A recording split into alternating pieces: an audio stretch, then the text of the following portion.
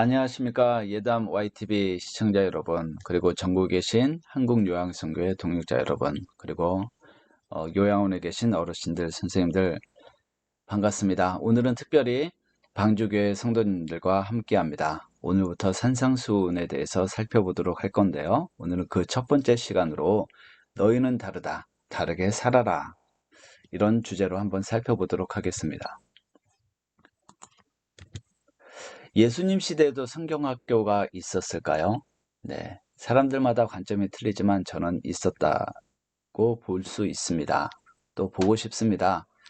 자, 그것은 뭐냐면 오늘 살펴보게 될 산상수훈인데요. 저는 이것을 성경학교가 아닌가 이렇게 생각이 되어집니다. 뭐 어떤 사람들은 이 산상수훈을 가르쳐서 집중교육이다 이렇게 얘기하는데, 집중교육은 평상시 3년 동안 예수님께서 공생애로 기간 동안에 하셨고, 이번은 특별히 제자들만 모아서 이제 따로 모아서 한 그런 사건이기 때문에 저는 이렇게 부르고 싶습니다. 이 산상수훈이 일어났던 장소는 가버나움 근처의 언덕이나 산으로 추정되고 있고요. 그 다음에 산상수훈이 일어난 그 시기는 예수님께서 사역을 시작하신 후 적게는 수개월에서 많게는 한 1년 가까이 된 시점에서 일어난 사건입니다. 그리고 이 분량은요, 마태복음 5장 1절부터 7장 29절, 그러니까 5장, 6장, 7장에 걸쳐 3장에 걸쳐서 이루어진 긴 설교라고 할 수 있고요. 그 다음에 흔히들 이것을 예수님의 첫 설교라고 하는데, 이것은 예수님께서 이 공생애를 시작하셔서 처음으로 이 대중들에게 말씀하신 설교가 아니라 이 복음서에서 기록된 몇 편의 예수님의 설교 중에서 처음 나온 설교다라고 얘기를 하기 때문에 첫 설교다라고 얘기를 해주고 있는 것입니다. 예수님께서 사역을 시작하자마자 이 설교를 시작했다는 것은 아닙니다. 그리고 또한 이 산상수훈은 시내산에서 모세가 받은 율법과 비교가 됩니다. 시내산에서 모세가 율법을 받았듯이 예수님도 산상에서 이 제자들에게 말씀을 전해 주었고요. 그 다음에 모세 율법, 이 모세 오경부터 시작해서 구약이 시작되었던 것처럼 산상수훈도 역시 마찬가지로 거의 이 형식상에서 보면 이것으로부터 시작된 것처럼 보이기 때문에 그렇게 비교하는 사람들도 있습니다. 그러면 성경 전체에서 말하고 있는 주제는 무엇일까요? 뭐 여러 가지로 얘기할 수 있는데요. 아까 이 산상수훈에서 보는 그 관점에서 본다면 이렇게 얘기할 수 있습니다.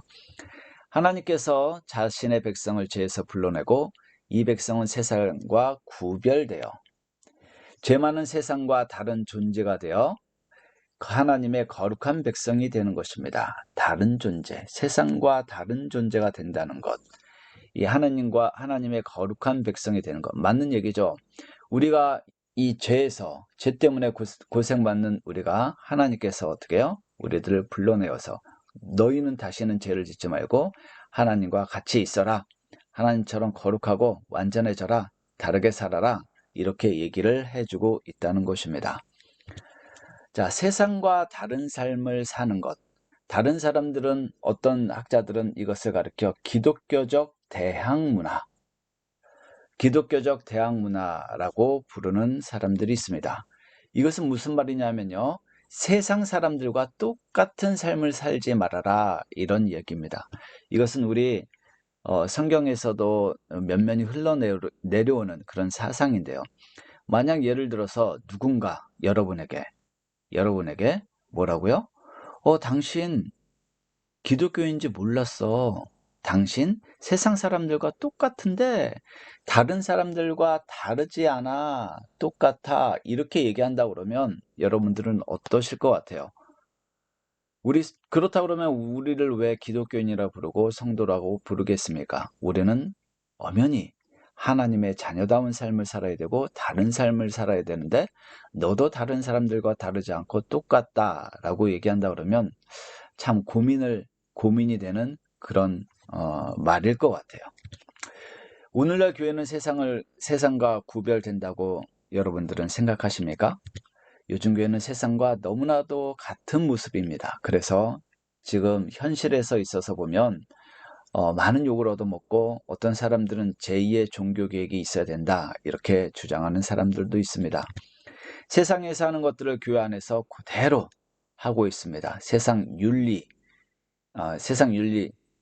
아니라 오히려 우리 이 기독교의 윤리가 더 고차원적임에도 불구하고 세상 윤리가 이 기독교에 들어오고, 또한 세상 이 사업을 운영하는 그런 방식 같은 것들이 우리 교회에 들어와서 신앙의 성경에 의한 그런 것이 아니라 세상적인 방법으로 세상화되어 가고 있는 교회 모습을 보게 됩니다.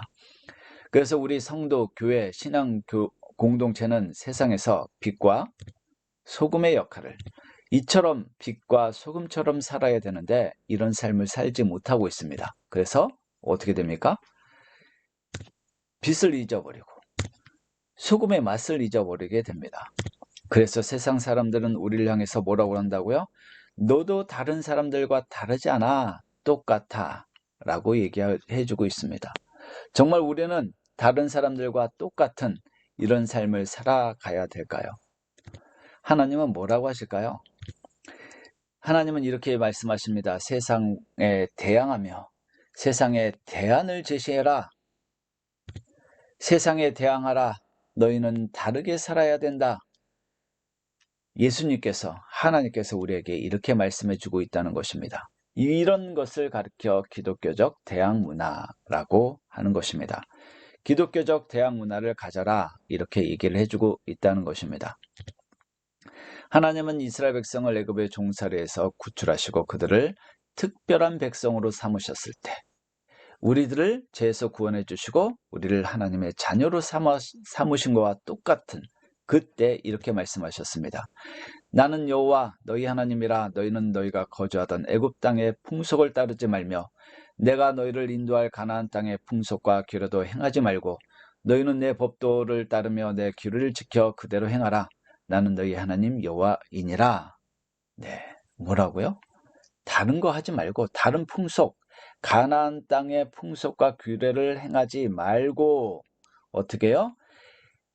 내 규례, 하나님의 규례를 다르게 살으라는 거예요. 세상과 연합하지 말고.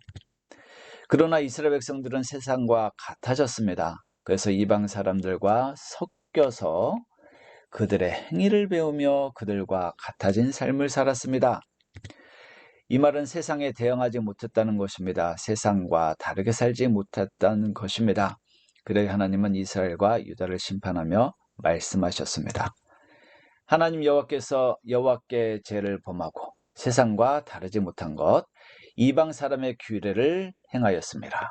이방 사람의 규례, 유다도 그들의 하나님 여호와의 명령을 지키지 아니하고 이스라엘 사람들이 만든 관습, 이건 이방 사람들, 그들과 똑같이 행하였으므로 벌을 한다라고 말씀해 주고 있습니다. 산상수훈의 핵심은요, 마태복음 6장 8절에 나와 있는 그러므로 그들을 본받지 말라. 그들과 다른 삶을 살아라. 이런 것입니다. 우리는 세상 사람이 말하는 것과는 달라야 합니다. 왜? 기독교이니까. 하나님의 자녀이고 하나님의 사람이고 하나님을 믿는 사람들이니까. 세상 사람들은 이렇게 얘기합니다. 너희는 서로 사랑하라. 하지만 우리 성도는, 우리 그리스도의 자녀는 뭐라고요? 원수를 사랑하는, 서로 사랑을 더 뛰어넘는 원수를 사랑을 해야 됩니다.